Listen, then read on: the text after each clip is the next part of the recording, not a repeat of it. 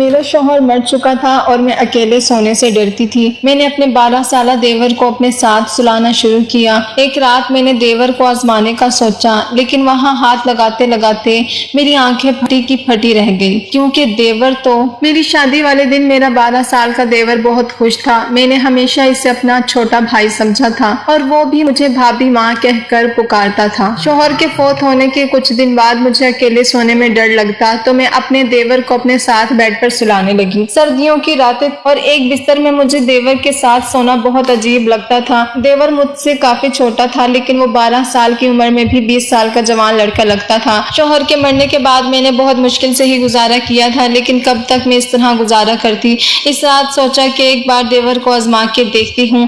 آدھی رات ہوئی تو دیور کو ہلا کر دیکھا تو وہ گہری نیند میں تھا، لیکن وہاں ہاتھ لگاتے ہی میری آنکھیں حیرت سے پھٹی کی پھٹی رہ گئیں۔ 5 دن پہلے ہی میرا شوہر اس دنیا سے چلا گیا تھا۔ میرے گھر میں میرے ساس سسر اور نند نہیں تھی۔ میرے شوہر کا دنیا میں اپنے چھوٹے بھائی کے علاوہ اور کوئی نہیں تھا۔ حسنین کی عمر 12 سال تھی، وہ مجھ سے چھوٹا تھا۔ زندگی میں نے کبھی اسے چھوٹے بھائی سے زیادہ کچھ نہیں سمجھا تھا۔ میرا دیور 12 سال کا تھا، میں نے اسے ہمیشہ ہی بچوں کی طرح سمجھا تھا۔ جب میری شادی ہوئی تھی تو میری شادی والے دن ہی وہ بہت خوش تھا، کہتا تھا کہ مجھے نئی ماں مل گئی ہے، لیکن میری ماں مجھے یہی سمجھاتی رہتی تھی، بیٹا تمہارا دیور تمہاری ذمہ داری نہیں ہے، اس سے فاصلے پر رہنا، تھوڑے عرصے کے بعد وہ بڑا ہو جائے گا، پھر اس کا اور تمہارا پردہ لازم ہوگا، اس لیے تم ابھی سے اسے عادت ڈالو کہ وہ تمہارے کمرے میں بنا روک ٹوک نہ آیا کرے۔ میں نے بہت بار دیکھا ہے کہ تمہارا دیور بلا وجہ منہ اٹھائے تمہارے کمرے میں آ جاتا ہے۔ بیٹی تمہیں ایسا نہیں کرنا چاہیے، تم ایک شادی شدہ لڑکی ہو، تمہیں اپنے شوہر کی بھی پرواہ کرنی ہے اور اپنے گھر والوں کی بھی۔ میں اپنی ماں کی باتیں سنتی تو مجھے ایسا لگتا حسنین کے بارے میں میری ماں بہت برا سوچتی ہیں، اس لیے میں ان کی باتوں پر دھیان نہ دیتی، لیکن جب آج میں بے سہارا ہو گئی، میرا شوہر اس دنیا سے چلا گیا تھا تو میری آنکھوں میں آنسو بہہ رہے تھے۔ میں سوچ بھی نہیں سکتی تھی کہ وہ مجھے اپنے 12 سال کے بھائی کے اوپر چھوڑ کر اس دنیا سے چلا جائے گا۔ میری زندگی مشکل میں پڑ گئی تھی، رو رو کر میرا برا حال تھا۔ رات کے 1 بج گئے تھے، میرا دیور حسنین ابھی تک گھر نہیں آیا تھا، وہ شاید اپنے بھائی کے رشتہ داروں کے ساتھ مصروف تھا۔ میرا دل مطمئن اسی حوالے سے تھا کہ چلو وہ گھر نہیں آتا تو زیادہ اچھی بات ہے، کیونکہ اگر وہ گھر آ گیا تو مجھے بھی عجیب محسوس ہوگا۔ مجھے رہ رہ کر اپنی ماں کی باتیں یاد آ رہی تھی، لیکن اس لمحے گھر کے دروازے پر دستک ہوئی،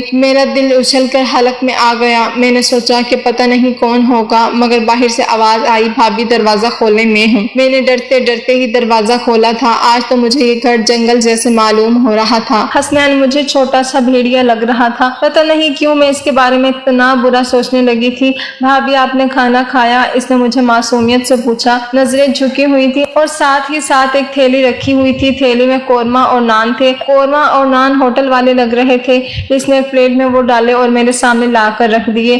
بھابھی مجھے بنانا نہیں آتا، میں آپ کے لیے باہر سے لے کر آیا ہوں، آپ کھا لیں ورنہ یوں ہی بھوکی مر جائیں گی۔ میں اپنے بھائی کے بعد اپنی ماں کو نہیں کھونا چاہتا۔ حسنین کی آنکھوں میں بھی آنسو تھے۔ کہنے کو تو وہ مجھے ماں ہی کہہ رہا تھا، مگر پھر بھی ماں کی باتیں میرے ذہن سے نہیں نکل رہی تھی۔ بھابھی آپ کو فکر کرنے کی کوئی ضرورت نہیں ہے، میں آپ کا سہارا بنوں گا، آپ اس گھر سے کبھی مت جانا۔ وہ بڑی جذباتی باتیں کر رہا تھا، لیکن میرے ذہن میں بہت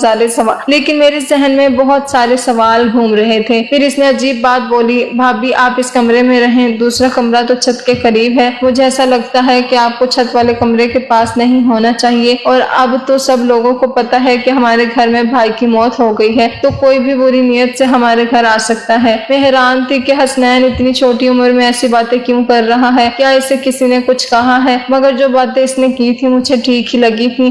میں اس کے کمرے میں چلی گئی۔ حسنین کا کمرہ دوسری طرف تھا، جبکہ میں اور میرا شوہر چھت کے قریب والے کمرے میں رہتے تھے۔ مجھے بہت عجیب لگ رہا تھا، آج پہلی بار میں اپنے کمرے کے علاوہ دوسرے کے کمرے میں آئی تھی، مگر جو کچھ میں نے اپنے دیور کے کمرے میں دیکھا، میری تو آنکھیں پھٹی کی پھٹی رہ گئی تھیں۔ کمرے کا دروازہ بند کرتے ہی میری نظر ایسی چیز پر پڑی تھی جس نے میرے ہوش اڑا دیے تھے۔ ویسے تو وہ 12 سال کا بچہ ہی لگتا تھا، لیکن میری ماں کی بات صحیح تھی، حسنین جو کچھ کر رہا تھا وہ ایک بڑا، ایک سمجھدار آدمی ہی کر سکتا ہے۔ حسنین کے کمرے میں اپنا زیور دیکھ کر میرا دل کھول اٹھا تھا۔ میں نے تو اسے کہیں جگہ پر، کہیں تالوں میں چھپا رکھا تھا، مگر یہ سب کچھ حسنین کے ہاتھ کیسے لگ گیا؟ بات بڑی عجیب سی تھی۔ میں دل میں سوچنے لگی کہ میں صبح ہوتے ہی اس بات کا سوال کروں گی، مگر اس وقت مجھے سخت نیند آ رہی تھی۔ میں نے دروازے کو اندر سے کنڈی لگا کر اچھی طرح لاک کر لیا اور پھر سونے کی تیاری کرنے لگی۔ پتہ نہیں کیوں مجھے بہت نیند آ رہی تھی، حالانکہ یہی 2 دن پہلے مجھے زیادہ نیند نہیں آ رہی تھی، پر آج مجھے لگ رہا تھا جیسے حسنین کے لائے ہوئے قورمے کھا کر میری آنکھوں پر غنودگی طاری ہو رہی تھی۔ میں نے دل میں سوچا کہ کہیں کھانے سے مجھے نیند تو نہیں آ رہی، مگر اتنا تو مجھے موقع ہی نہیں ملا۔ جب میری آنکھ کھلی تو صبح کے 9 بج رہے تھے۔ میں حیران ہو رہی تھی کہ آج مجھے اتنی نیند کیسے آ گئی، حالانکہ کچھ دن سے بالکل نیند نہیں آ رہی تھی، لیکن آج کھانا کھانے کے بعد میری آنکھیں ایسی بند ہوئی جیسے کسی کو شراب پلا دی گئی ہو۔ میں حیران ہو رہی تھی،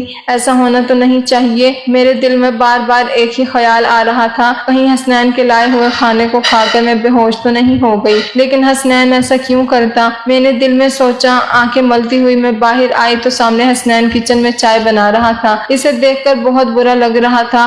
بھابی آپ سو گئی تھی، آپ کو بہت اچھی نیند آئی نا؟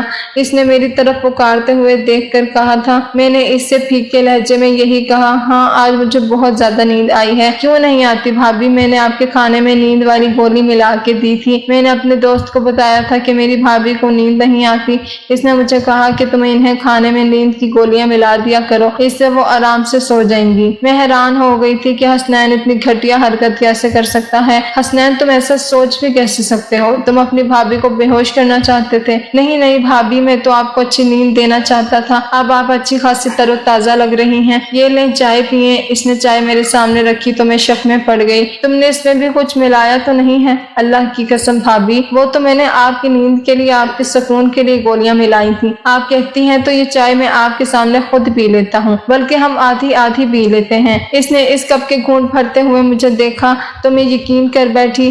میں نے کہا ٹھیک ہے، مجھے معاف کر دو، میں تمہارے بارے میں شکی ہو جاتی ہوں۔ میں حسنین کا چہرہ دیکھتی تو اس کی معصومیت پر مجھے یقین آ جاتا تھا، کیونکہ واقعی اس کے چہرے پر بہت زیادہ معصومیت اور شرافت تھی۔ میں نے آج اسے کچھ نہیں کہا تھا، جاننا چاہتی تھی کہ وہ آگے کیا کہے گا، کیونکہ جو کچھ میں اس کے کمرے میں دیکھ آئی تھی اس کی تو کوئی معافی نہیں تھی۔ تھوڑی دیر بعد اس نے خود ہی منہ کھول لیا۔ بھابی میں آپ کے زیور بیچنا چاہتا ہوں، میرا ایک بہت ہی جاننے والا اور ایماندار انکل ہے، وہ ہمارے زیور بیچ کر ہمیں بہت سارے پیسے دیں گے۔ ہم ان پیسوں سے یہ مکان خرید لیں گے۔ اس کرائے کے مکان میں ہم کب تک رہیں گے؟ مالک مکان تو پرسوں کرایہ لینے آ جائے گا، ہمارے پاس تو پیسے ہی نہیں ہیں۔ حسنین کی بات سن کر میں حیران ہو گئی تھی، ابھی تک تو ایسا میں نے سوچا بھی نہیں تھا، پھر وہ کیسے سوچ سکتا تھا؟ بات بڑی عجیب تھی۔ میں نے کہا حسنین تمہیں یہ خیال کیسے آیا کہ ہم ایک نیا گھر بنائیں؟ بھابی مجھے آگے شادی بھی کرنی ہے، ہمیں ساری زندگی ایک ساتھ رہنا ہے، ہمارے پاس ایک نیا گھر ہونا چاہیے، اور کرائے کے گھروں میں تو صرف انسان ذلیل اور رسوا ہوتا ہے۔ حسنین کی بات ٹھیک تھی، اس لیے میں نے اسے زیور والے معاملے میں نہیں کچھ کہا، لیکن مجھے ڈر تھا کہ وہ زیور بیچ کر ہمارے اگر پیسے نہ آئے تو کیا ہوگا؟ میں ایک بیوہ عورت تھی، میرا دیور 12 سال کا تھا، تو ایسے میں بھی کوئی ہمیں آرام سے آسانی سے دھوکہ دے سکتا تھا۔ میں نے سوچا کہ اس بارے میں کسی سے مشورہ کر لوں۔ میں اپنے مائکے والے سے کہتی ہوں، وہ میری مدد ضرور کریں گے۔ حسنین تو چھوٹا بچہ تھا، جبکہ اس بات پر مجھے ابھی تک غصہ تھا کہ اس نے میرے کمرے کے اتنے تالے توڑ کر وہ زیور نکالا کیسے، جبکہ تالے ٹوٹے ہوئے بھی نہیں تھے۔ اس زیور کے بارے میں نے حسنین کو بتایا بھی نہیں تھا۔ مجھے حسنین پر غصہ آ رہا تھا، لیکن وہ جو بھی کرتا آخر میں ایسی بات کرتا کہ میں مطمئن ہو جاتی۔ میں نے اپنے مائکے والوں سے کہا کہ مجھے یہ زیور بیچ کر گھر خریدنا ہے۔ انہوں نے مجھ سے کہا نہیں، گھر لینے کی ضرورت نہیں ہے، تم اب بیوہ ہو، تمہیں اب ہمارے گھر آنا ہوگا۔ پر میں ان کے گھر نہیں جا سکتی تھی، میں جانتی تھی کہ میرے بھائی اپنی بیویوں کے غلام ہیں، وہ اپنی بیوہ بہن کو کبھی بھی سہارا نہیں دیں گے، زندگی بھر انسان ان کے سہارے تو نہیں رہ سکتا۔ اب یہ اچھا موقع تھا، میں اپنا زیور بیچ کر ایک گھر خرید سکتی تھی۔ میرے شوہر نے اپنی زندگی میں میرے لیے کافی سارا زیور بنایا تھا، مگر اپنے بھائیوں کی نیت دیکھ کر میں نے وہاں زیور دینے کا ارادہ بدل دیا۔ اب میں حسنین کے سہارے ہی چل رہی تھی۔ میں نے کہا حسنین تم چاہو تو وہ زیور بیچ دو۔ میں اپنے مائکے والوں سے اور ان کے رویے سے مایوس ہو گئی۔ حسنین نے اپنے انہی انکل کو وہ زیور جا کر دے دیا، اور 2 دن کے بعد ہمیں ایک بہت مناسب جگہ پر گھر ڈھونڈ کر گھر کی چابی اور گھر کے کاغذات انہوں نے حسنین کے حوالے کر دیے۔ میں تو اس سارے عمل پر حیران رہ گئی کہ 2 دن میں اتنی جلدی گھر ہمیں کیسے مل سکتا ہے، جبکہ لوگوں کو کافی سارا کام بھی کرنا پڑتا ہے، گھر کا انتظام، گھر کے کاغذات، بہت ساری ایسی چیزیں ہوتی ہیں جن پر انسان کو محنت کرنی کرنی پڑتی ہے، وقت لگانا پڑتا ہے۔ جب حسنین نے کاغذات لا کر میرے ہاتھ میں رکھے تو میں حیران رہ گئی تھی۔ وہ تھا تو 12 سال کا مگر اس کی سوچ بڑوں والی تھی۔ پھر اس نے عجیب سی بات کہی، کہنے لگا بھابھی جب ہم سارا گھر شفٹ کر لیں گے تو آپ سے ضروری بات کرنی ہے۔ آج حسنین کی نظر تو عجیب سی لگ رہی تھی، اس کی نظروں میں کوئی عجیب سی بے چینی تھی جسے دیکھ کر میں سمجھ نہیں پا رہی تھی کہ وہ مجھ سے کیا کہنا چاہتا ہے۔ اس وقت میں جلدی میں تھی، ہم نے گھر کا سارا سامان رکھ دیا تھا، اب ہمیں آگے کی فکر تھی کہ ہمارا کھانا پینا اور راشن کہاں سے ہوگا، جبکہ میں نے تو کبھی زندگی میں باہر جا کر کوئی نوکری بھی نہیں کی تھی۔ پھر حسنین کہہ رہا تھا کہ اسے مجھ سے کوئی ضروری بات کرنی ہے، پتہ نہیں اسے مجھ سے کیا بات کرنی ہوگی۔ میرے ذہن میں بہت سارے سوال تھے پر میں فی الحال چپ رہنا چاہتی تھی۔ شام کو میں نے سارا سامان اپنی جگہ پر رکھ دیا تھا،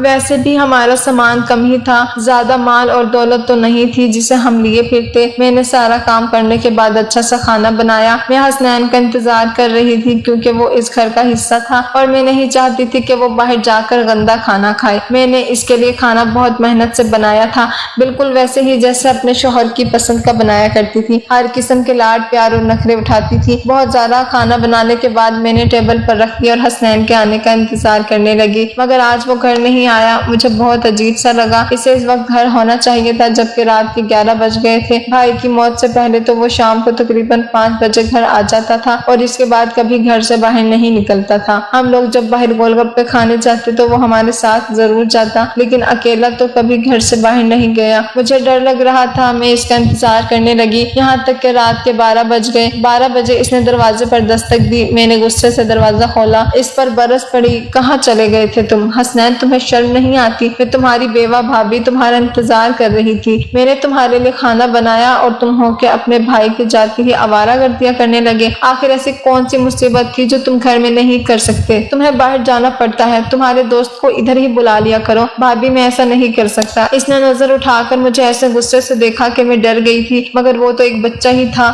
میں نے دل میں سوچا میں اسے ڈرا دھمکا تو سکتی ہوں۔ میں یہی خیال کر کے اس سے بات کر رہی تھی کہ وہ مجھ پر چلا اٹھا، بھابھی بس کر دیں، مجھے اب آپ کی کوئی بات نہیں سننی، اور جو آپ نے کھانا پکایا ہے وہ آپ خود کھا لیں۔ یہ کہہ کر وہ اپنے کمرے کی طرف چل پڑا۔ اس وقت وہ کسی 30 سال کی مرد کی طرح غصہ کر رہا تھا، اس پر مجھے بہت افسوس ہو رہا تھا۔ وہ غصے میں تھا، کوئی بات اس کے پیچھے ضرور ہوگی، مجھے اس پر بہت افسوس ہو رہا تھا۔ وہ غصے میں تھا، کوئی بات اس کے پیچھے ضرور ہوگی۔ میں نے یہی سوچ کر اس کے کمرے میں جا کر دستک دی۔ اس نے دروازہ کھولا، مجھے عجیب سی نظروں سے دیکھ کر بولا، ایک بات کہوں بھابھی، آپ مجھ سے شادی کر لیں ورنہ آپ کافر ہو جائیں گی۔ اس کی بات سن کر میری آنکھیں پھٹی کی پھٹی رہ گئی تھی۔ تم ایسا سوچ بھی کیسے سکتے ہو کہ میں تم سے شادی کروں گی؟ کہاں گیا تمہارا ماں والا پیار؟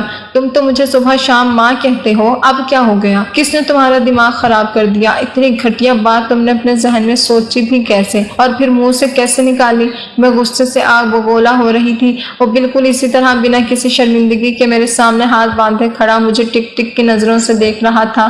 مجھے اس کی نظروں سے ڈر لگنے لگا تھا۔ ایک دم بولتے بولتے چپ ہو گئی، وہیں سے واپس مڑی اور اپنے کمرے میں آ کر بیٹھ گئی۔ میں نے کمرے کا دروازہ اچھی طرح سے بند کر لیا تھا۔ میرا دل زور سے دھڑک رہا تھا۔ میں سوچ بھی نہیں سکتی تھی کہ حسنین ایسا نکلے گا اور اس قسم کی باتیں مجھ سے کرے گا۔ میں نے تو اسے ہمیشہ اپنے بچوں کی طرح سمجھا تھا۔ ابھی میری اولاد پیدا نہیں ہوئی تھی، لیکن پھر بھی حسنین کے بارے میں میرے شوہر نے بھی مجھے یہی کہا تھا کہ تمہیں ہمیشہ اسے اپنی اولاد کی طرح سمجھ کر پالنا ہے۔ اس کی ماں نہیں ہے، باپ نہیں ہے، اب تم ہی اس کا سب کچھ ہو۔ حسنین کی ان باتوں سے مجھے بہت تکلیف ہوئی تھی۔ میں نے سوچا تھا کہ آج کے بعد میں حسنین سے کوئی بات نہیں کروں گی۔ قانوناً یہ گھر میرے نام تھا، میں اس گھر میں خود اکیلی بھی رہ سکتی ہوں، پر حسنین نے دوبارہ ایسی حرکت کی تو میں اسے گھر سے ضرور نکال دوں گی۔ یہ گھر تو میرے شوہر کے پیسوں کا تھا اور میرے نام پر تھا، لیکن حسنین اس میں رہنے کا حق نہیں رکھتا تھا۔ اگر وہ اپنی بھابھی کو عزت نہیں دے سکتا جو اسے دینی چاہیے تھی۔ میری خاموشی غصے میں بدل گئی تھی۔ صبح اٹھتے ہی میں نے حسنین کے کمرے کا دروازہ زور زور سے پیٹنا شروع کر دیا۔ پھر مجھے احساس ہوا کہ اس کے کمرے کا دروازہ تو اندر سے بند نہیں تھا۔ میں نے جب باہر سے دروازہ کھولا تو آگے سے کمرہ خالی تھا،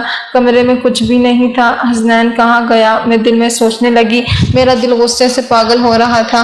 میں نے باہر والے دروازے پر نظر ڈالی تو دروازہ باہر سے بند تھا۔ اس کا مطلب حسنین مجھے گھر میں قید کر گیا ہے۔ میں نے دل میں سوچا تو مجھے اس سے نفرت ہونے لگی۔ اتنا سا ہے، عمر بھی 12 سال ہے اور حرکتیں دیکھو۔ میں نے یہی سوچ کر اپنے میکے جانے کا فیصلہ کر لیا، لیکن پھر یاد آیا کہ میں تو عدت میں ہوں، یوں بار بار گھر سے نکلنا اچھی بات نہیں ہے۔ بس یہی سوچ کر میں بے بس ہو کر بیٹھ گئی تھی۔ شوہر کی موت کو 3 مہینے ہو چکے تھے۔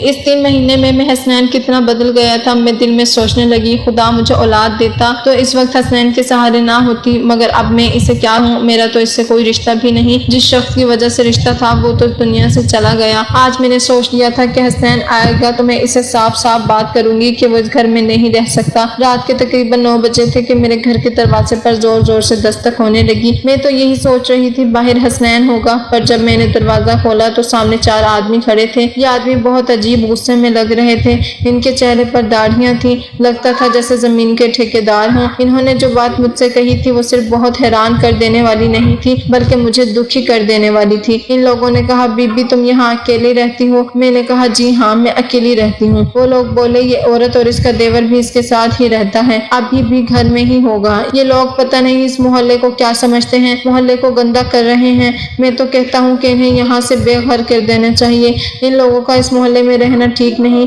میں نے کہا کیوں بھائی صاحب ہم نے کیا کیا ہے؟ ارے بی بی تم نے کیا کیا ہے یہ تم ہم سے پوچھ رہی ہو؟ تم اپنے 12 سالہ دیور کے ساتھ اس گھر میں اکیلے رہتی ہو، تمہیں پتہ ہے تمہارا شوہر مر گیا ہے، اب تم بیوہ ہو گئی ہو، اپنے ماں باپ کے گھر جاؤ، یہیں رہنا ہے تو شرافت سے رہو، یہاں ہماری بھی بہنیں بیٹیاں رہتی ہیں، ایسے لوگوں کو ہم محلے میں برداشت نہیں کر سکتے۔ ان آدمیوں پر مجھے غصہ تو بہت آیا مگر میں ان سے الجھنا نہیں چاہتی تھی۔ میں نے ان کے منہ پر ہی گھر کا دروازہ بند کر دیا، آنکھوں سے آنسو بہنے لگے۔ حسنین پر غصہ آ رہا تھا، یہ سب اسی کا کیا دھرا ہے۔ میں نے اپنا سامان باندھنا شروع کر دیا، یہاں رہنا مشکل ہو چکا تھا۔ میں جانتی تھی کہ حسنین نے ہی میرے بارے میں ایسی باتیں پھیلائی ہوں گی جیسے میں بہت گناہ گار عورت ہوں۔ سچ کہتے ہیں کہ یہ دنیا کے لیے عورت کو کھا جاتی ہے۔ اللہ سب کی عزت کو حفاظت میں رکھے۔